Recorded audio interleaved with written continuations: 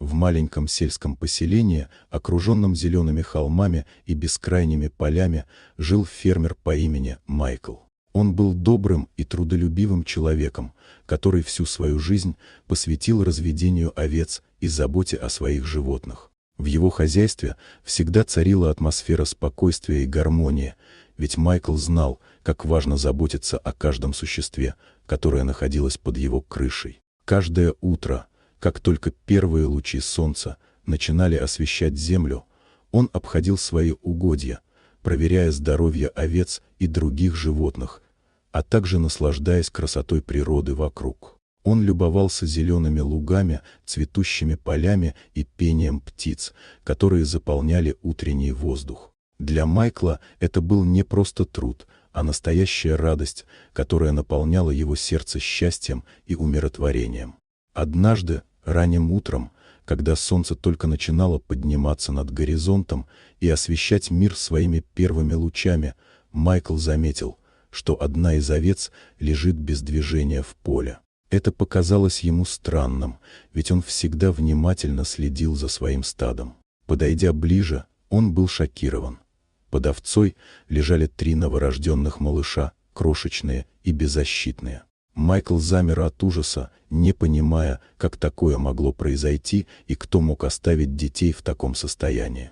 Его сердце забилось быстрее, а мысли путались в голове. В панике он быстро завернул детей в свою рубаху, стараясь защитить их от холода, и побежал домой, чтобы рассказать о своей находке своей жене Софии. Он знал, что это важная новость, и надеялся, что вместе они смогут разобраться в этой ужасной ситуации и помочь малышам.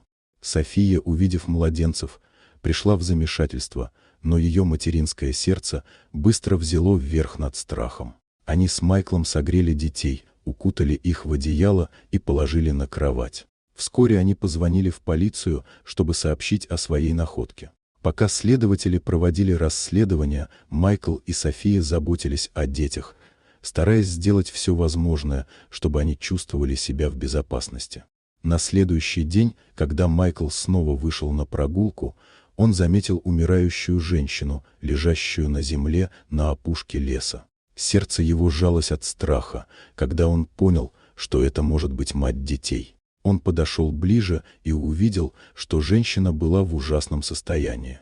Ее звали Мэри, и она оказалась бездомной. Она рассказала, что у нее начались роды в поле, и, испугавшись, она оставила детей и убежала, не зная, как обеспечить им достойное будущее. Мэри, с трудом поднимая голову, умоляла Майкла позаботиться о ее детях. Она знала, что они в надежных руках, но сама не могла больше бороться за свою жизнь. Майкл, полон сострадания, вызвал скорую помощь. Мэри доставили в больницу, и врачи боролись за ее жизнь, но, к сожалению, она умерла в реанимации. Потеряв Мэри, Майкл чувствовал, что должен выполнить свое обещание. Он и София приняли решение усыновить всех 3 детей. С каждым днем они становились все более привязанными к малышам, которые, несмотря на свои трудные начала, приносили радость и свет в их жизнь.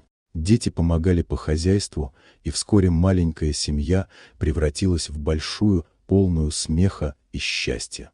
Майкл и София были благодарны судьбе за этот неожиданный поворот в их жизни.